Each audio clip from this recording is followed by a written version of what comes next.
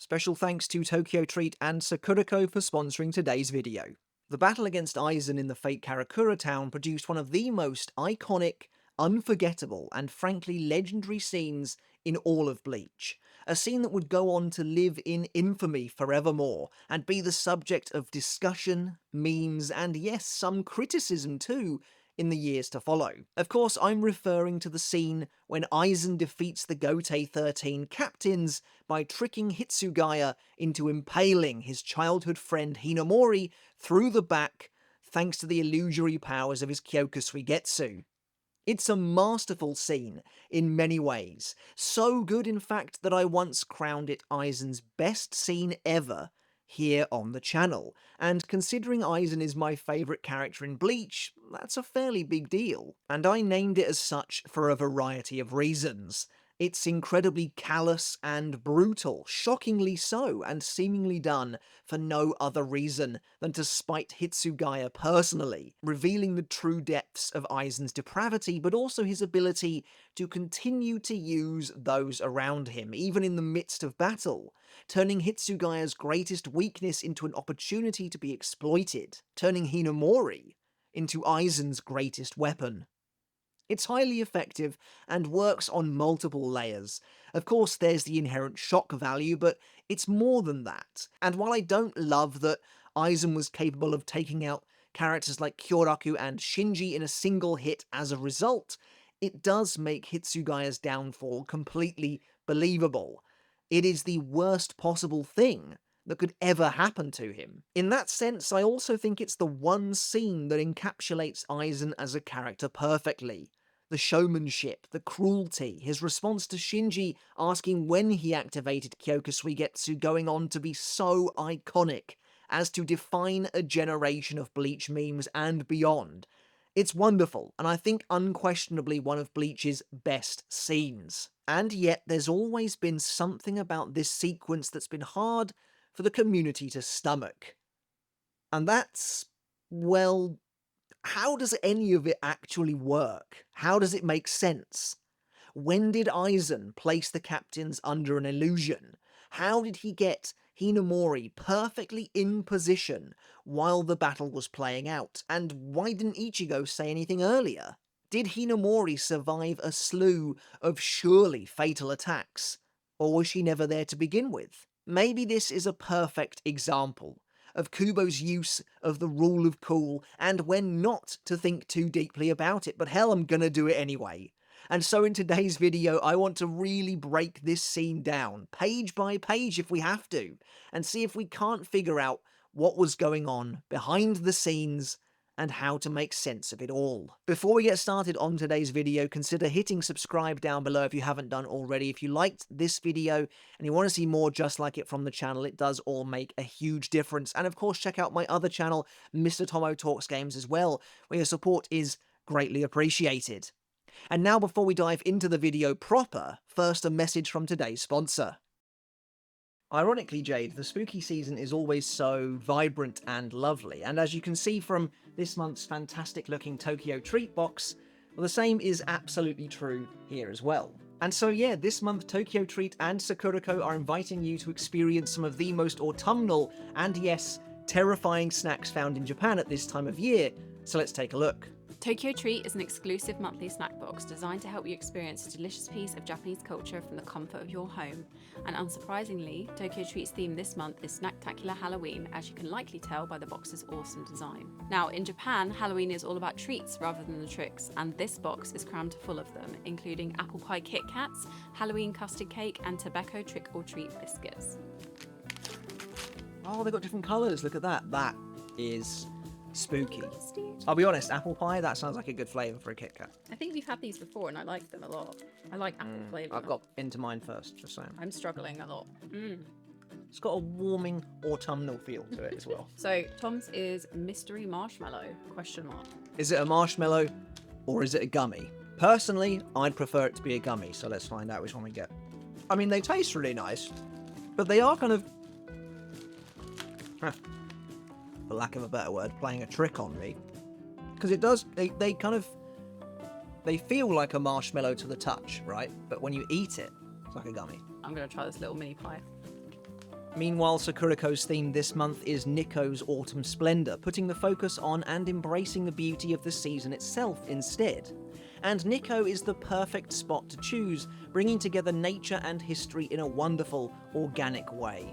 And that harmony is reflected in this month's box thanks to such snacks as sweet potato yokan, walnut mochi, the autumn cincha tea, and many more, plus a Neko furoshiki designed to bring you good fortune for the months ahead.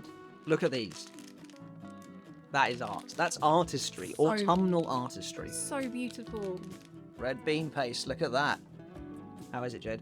I love the manju. These always have such a lovely, soft springiness to them. So these are strawberry anko donuts. Me, I love that. Yeah, it was nice. Yeah, that's very nice. Yeah. There's the strawberry interior. I think that might be my favourite thing I've ever had from these boxes. Wow, that's a sterling I testimonial. think it's like the nostalgia of kind of beach donuts, but also with my favourite flavour, which is strawberry. Yeah, they're lovely. Yeah. There is a definite sense this month that, the Tokyo Treat box is full of gummies. Everything's very colourful. It's very Halloween. And then, the Sakuriko box, it does feel like it's very autumnal. And I actually think this is a month where they've really nailed the Oh my gosh. distinction. And of course, each box also comes with a cultural booklet that features snack descriptions, allergen information, and of course some insights into the cultural theming of the month's boxes. So guys, that's it for October's snack boxes. As always, I want to say a big thank you to Tokyo Treat and Sakuriko for supporting the channel each month. Experience Halloween in Japan, or simply bask in the beauty of autumn by following the link in the description or the pinned comment down below for an exclusive offer of $5 off of your first order. Thanks everyone, and enjoy. So, first of all, how does the sequence actually play out in the manga? What do we see on the page? Let's take a look at the ending, as that's the most crucial part. As Soifon launches an attack on Aizen with her clones, Aizen readies his Zanpakuto, preparing to engage her in battle, when suddenly a rush of ice freezes his arm in place from behind. Now temporarily unable to move, Aizen glances back at his frozen arm when something strikes him in the chest. Soifon has successfully landed her attack. Stabbing Aizen once in the chest with her shikai, she pulls her arm back and, preparing Nigeki Kesatsu, her shikai's ability to kill in 2 hits, stabs him a second time, in a move that would have normally ended the fight. However, Aizen clasps her arm with his free hand and reveals that not only is he still alive, but he's unharmed, noting that her attack didn't reach him. This isn't literal. Soifon did actually stab Aizen twice, but as Aizen continues on, he reveals that he simply has so much spiritual pressure that he's capable of nullifying Soifon's ability outright. Although this isn't the focus of today's video, this is another scene that proved plenty controversial over the years, as one of very few examples of a Shinigami actively cancelling out another power simply with their own overwhelming Reryoku. However, before Aizen can then attack Soifon, he's suddenly stabbed through the back as a huge blade erupts from his chest. Kyoraku emerges from the ice column behind Aizen, revealing that Aizen was casting a shadow on the ice, allowing Kyoraku to use his Kageoni ability. To finish off the battle, Hitsugaya rushes towards Aizen, as Aizen then breaks free of the ice column, turning to face the captain, and here we can see blood still gushing from the wound Kyoraku just gave him. However, Aizen is horrified, as he realizes that Shinji has released Sakanade, meaning everything is in reverse. And so Hitsugaya plunges his sword through Aizen's back, seemingly ending the fight at last. In the next chapter, Ichigo and the vice captains all look on in stunned silence, as Hitsugaya impales Aizen, and that seems to be that. However, Hinamori, who had been lying unconscious on the ground since her battle with Aion way back at the start of the arc, suddenly gets to her feet and begins walking away. As Shinji thinks the fight is won, Ichigo at last begins to scream out, shouting wildly at the captains, asking what the hell they're doing. As to their horror, the illusion is lifted, and the captains realize that Hitsugaya has instead impaled Hinamori, not Aizen. Meanwhile, Shinji Realizing what's happened, looks to where Hinamori is, only for the real Aizen to reveal himself, cutting both Izuru and Iba down. As Shinji demands to know how long Aizen has been using Kyokusuigetsu, Aizen simply asks how long Shinji has been under the illusion that he wasn't using Kyokusuigetsu, leading Shinji to think back to the very start of the battle when Aizen first clashed with Hitsugaya, and Shinji can only grimace as he realizes they've been had. And so that's the sequence essentially in its entirety, or the most important part of it anyway. And already there's definitely something dubious going on here. It feels like certain parts simply don't add up, and the key to everything, as is usually the case, is none other than Ichigo. Since Ichigo is the only character taking part in this battle who has never seen Kyokusuigetsu's release, that means he's the only character who isn't under Aizen's spell at any one time, and so Ichigo should theoretically be seeing the truth of what's going on at all times. That's why he is currently, ultimately, our only source of reliability. The captains are fighting Aizen, yes, but none of them know for sure whether or not he's using Kyokusuigetsu. For whatever reason, Hitsugaya assumes from the get-go that Aizen isn't deceiving them, but I'm not sure why he'd be so naive, to be totally honest. Perhaps he was simply trying to get under Aizen's skin, as if implying ahead of time that to use Kyokusuigetsu would be cowardly on his part, but either way it was a foolish assumption. And it seems odd to think as well that experienced fighters like Kyoraku and Shinji wouldn't really question it. Anyway, thanks to Ichigo, we can ascertain a few things about this scenario.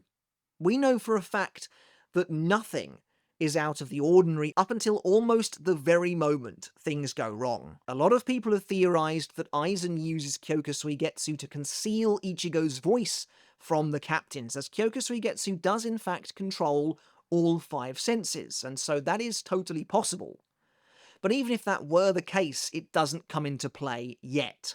Here in chapter 389, Ichigo watches as Hitsugaya launches himself at Aizen and the two of them clash. This is significant because even if Aizen was making it so the captains couldn't hear Ichigo, we, the reader, get to hear Ichigo's inner monologue, and nothing is amiss. He's watching Hitsugaya fight Aizen, and so that is exactly what's happening in this moment. What's weird about this is when Aizen reveals the truth later on, this is the moment Shinji thinks back to. But we know, from Ichigo's perspective anyway, that Aizen isn't tricking them just yet, so perhaps Shinji is simply thinking back to what Hitsugaya said about Aizen not using Kyokusuigetsu and lamenting how they could have been so stupid. But the fact of the matter is that in regards to their actions at least, currently everything is normal, everything is as we see. And this carries on as such, right the way through chapters 389 and 390. We currently have no reason to suspect that everything isn't as seems on the page. On the title page of chapter 390, as Hitsugaya launches himself again at Aizen, Ichigo looks concentrated, he looks focused, but not particularly perturbed nor worried, so again I think he's just seeing what we're seeing. Moving on to chapter 391, and thanks to Ichigo's reaction at the start of this chapter, again it seems fairly obvious that it's still Aizen who's fighting. He's the one who just cut down Komamura, Love, and Rose without so much as breaking a sweat, and then Lisa too. But it's from this moment onwards that things start to get muddy. Essentially, from the moment Soifon arrives on the battlefield, anything is fair game. And surprise, surprise, this is also when we stop regularly seeing Ichigo until after the big reveal. So, to cut a long story short, at some point from now until the reveal, the real Aizen disappears. Now, there's still plenty of weirdness to this entire situation, but let's take a look nonetheless. The fact of the matter is that Kyokusuigetsu allows Aizen to completely control all 5 of his opponent's senses, and we've seen him create something from nothing plenty of times before. even as recently as when he betrayed Harabel, and she attacked what appeared to be a fully formed Aizen, blood and all, who simply wasn't there. Well, the same could be happening here. This Aizen that's currently fighting the Gotei 13 may just be completely fake. What I'm saying is, there doesn't have to be a substitute. It's not as if Aizen has to switch with Hinamori immediately. So let's break it down situation by situation. Personally, I don't really see a reason why Aizen would take down those initial captains as easily as he does, and then switch out to his illusion when Soifon arrives specifically. To me, it makes more sense for this to be the real Aizen, as I think he would take great pride and amusement from being able to negate Soifon's Nigeki Kesatsu. Plus, there's the logistics of using an illusion to quash an ability. Is that even possible? That would imply Aizen's illusions have his Reryoku, which I just don't think is the case. Certainly not completely anyway. Remember, Yamamoto himself notes that he's able to know and identify it's the real Aizen stabbing him from the spirit energy of Aizen Zanpakuto, implying someone skilled enough could deduce a difference. Meanwhile, despite making contact with the fake Aizen, presumably Soifon and Kyoraku are none the wiser. Maybe this is why Unohana had no reason to suspect anything about Aizen's corpse being fake in the Soul Society arc, because he was meant to be long dead, meaning he wouldn't have any spirit energy anyway. So she had no reason to suspect there was anything weird going on. But I'm assuming that Aizen can use Kyokusui to falsify the feeling of spiritual pressure, of spirit energy, at least to some degree, or else you think that would be a pretty major flaw. It has to be someone as skilled as Yamamoto to really be able to tell that something's not right, and they have to be literally stabbing him for him to notice. I guess what I'm saying about this sequence with Soifon is that if this isn't the real Aizen, Soifon clearly doesn't realize that, she has no idea. So is the fake Aizen actually quashing her ability with Reryoku? Or is she just being tricked into thinking that's happening? Is that even possible? However, this is where things get truly tricky. From the moment Aizen's arm is frozen, we should anticipate he's long gone. The issue with this scene is that it feels like it all moves incredibly fast. Did Aizen plan on mentally breaking Hitsugaya from the moment the battle began? Did he identify him as specifically the weak link that would allow him to defeat the captains? I mean, it kind of seems like it as he eggs Hitsugaya on from even before the little captain activates Bankai, and Kyoraku even tells Hitsugaya to calm down during the fight. But was Aizen's plan always to use Hinamori in this way? If so, how and when did he know when to swap her out? Let's take a look at what we know for sure. There's no way Hinamori would have been able to survive Nigeki Kesatsu, so that isn't her getting stabbed. It could either be the real Aizen, tanking the hit and quashing it as he says he does, or Soifon is essentially just stabbing the air. Either of those is possible. It's also pretty unlikely, jokes about Hinamori's incredible durability aside, that she would survive a Kageoni through the back and chest like that. But even if she could survive it, once the illusion is lifted, we see that she doesn't have a second wound on her chest from Kyoraku's blade, so that isn't her either. Crucially, the real Aizen also isn't sporting this wound, so it seems like a pretty solid fact that Kyoraku at least is stabbing nothing. Here's my question. Could Aizen have tanked Soifon's Nigeki Kesatsu and then disappeared before being struck by Kageoni? That seems highly unlikely to me. Aizen is practically omniscient, I know, but you'd need an ability like the Almighty to know that attack was also coming in such short notice. So, as much as I'd love for it to be the real Aizen crushing Soifon's ability with his power? I don't think it is. I don't think it can be. I think the likeliest outcome is that Aizen was planning on facing Soifon. As I said earlier, I don't see why he wouldn't be. But Hitsugaya suddenly freezing his arm was something he didn't expect, something he didn't anticipate, and that's when he swaps out. In that split-second moment between his arm being frozen and Soifon stabbing him. It's tough though because there's no evidence the real Aizen's arm was ever frozen. But at the same time, I don't think it would be that hard for him to break free of the icy column, all the while leaving a fake version of himself who is still frozen to then get stabbed by the captains. That is to say, I don't think the ice on his arm would really mean anything in the grand scheme of things and would have likely melted shortly after he broke free anyway. It is difficult, looking at the chapter playing out, if what I propose is true, there's literally only one panel, maybe two, if we consider Aizen moving fast enough where he can hypothetically switch. It is totally possible that Aizen makes the switch while facing Soifon, by the way, before being frozen, but again, I'm just not sure why he would.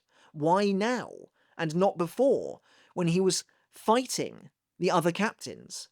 Unless he wanted as little time as possible for Ichigo to pipe up, which we'll get to in a minute, but aside from that, he was clearly pretty confident he could take her on, and I mean, why wouldn't he be? So anyway, what does the situation potentially look like? Let's imagine Aizen swaps when his arm is frozen, as I initially suggested. Soifon rushes towards him and Aizen readies his blade when suddenly a wave of ice freezes his arm from behind. In this instant, Aizen unleashes his illusion upon the Gotei 13, while the real Aizen breaks free of the ice and heads down towards the ground. Soifon stabs the fake Aizen twice, thinking she's defeated him, before Kyoraku then proceeds to stab him with Kageoni as well when it's clear he hasn't been killed. During this time, the real Aizen collects Hinamori from the ground where she's been lying essentially unconscious and takes her back up to the ice column where the fake Aizen is waiting. This bit actually works fairly well, as there is a prolonged moment between Kyoraku backing away and Hitsugaya rushing in, where Aizen can supplant the illusion with Hinamori. Things do get a little weird here though. So Aizen places Hinamori on the ice column, or where it used to be I guess, since the fake Aizen has broken out of it, and then for some reason, he returns to the ground again. At this point he is now pretending to be Hinamori, I think, and walks away, causing Izuru and Iba to follow him. Above them, Hitsugaya impales Hinamori, but wait, there's another oddity here. Just before Hinamori is stabbed, we hear the fake Aizen's inner monologue, which is extraordinarily weird, as surely this illusory version of Aizen doesn't have thoughts, right? I mean, he's not tricking anyone but we, the reader, by having a monologue, and that just doesn't make sense. Kyoka Suigetsu's ability affects the 5 senses: sight, sound, smell, taste, and touch. It doesn't say anything about it tricking people's minds, so no one else can hear the fake Aizen's inner monologue, because he shouldn't have one, because Kyoka Suigetsu can't do that. Externally, no one's 5 senses can read minds. So all of Aizen's illusions are essentially perfectly created exterior shells, designed to perfectly respond to the 5 senses, but they go no further than that. They physically can't. There's no reason to either. I get it, it's meant to be Kubo doubling down on this being the real Aizen purely for our benefit, the reader, but it literally doesn't make sense for it to have an inner monologue in the aftermath of us knowing the truth. Unless it's meant to be the real Aizen watching the situation unfold from afar and thinking these things, but again, it doesn't make sense. So actually, the inner monologue is a genuine issue for me. It's simply something I can't pass, and I don't understand it. It's effective in the chapter. on the first kind of read through, but it breaks down when you actually think about it. Anyway, Hinamori is stabbed and everyone thinks they've won, when suddenly Ichigo shrieks at them, asking what the hell they're doing, as he can clearly see the truth. He can see already that Hinamori has been stabbed. Again, we need to address the weirdness in the room. Even if we assume that Aizen switched places with Hinamori incredibly quickly, which I think is likely, right? I mean, he almost certainly just uses Shunpo to zip back and forth between the two spots. I mean, surely Ichigo would see some of that. Again, maybe Aizen is meant to be blocking the hearing of the captains with Kyoka Suigetsu, but actually I don't think that's the case. I think it's pretty clear from the way Kubo draws Ichigo's reaction, the way he panels it, that this is the first time Ichigo has said anything. Like, he's dumbfounded initially, barely able to get out the initial what? Then he manages to slightly open his mouth before actually screaming at them. It certainly doesn't look like he's been shouting at them for some time, if you see what I mean. But again, I mean, this is mostly fine. As like I said, we should assume that whatever sneaking Aizen is doing in the background was being done immensely quickly. Next, we see Izuru and Iba closing in on Hinamori. Now, this sequence has always confused me a little as well, as the two vice-captains clearly look behind them in horror before Aizen appears. But actually, I'm fairly sure they are reacting to Ichigo and the captains suddenly freaking out, suddenly hearing that, and Aizen is in fact Hinamori in this scene. Why exactly? He literally replaces Hinamori seemingly just to take out Izuru and Iba of all people, I don't know, but hey, he does it anyway. As Hitsugaya cradles the now mortally wounded Hinamori, we see the ice column shattering beneath them, which is an interesting shot, as perhaps it implies that Aizen breaking free of the column was in fact an illusion, which we assumed anyway, since Hinamori clearly wasn't struck by Kageoni, and so the column is only now breaking with Hitsugaya stabbing Hinamori. The only attack Hinamori sustained in this scene was Hitsugaya's.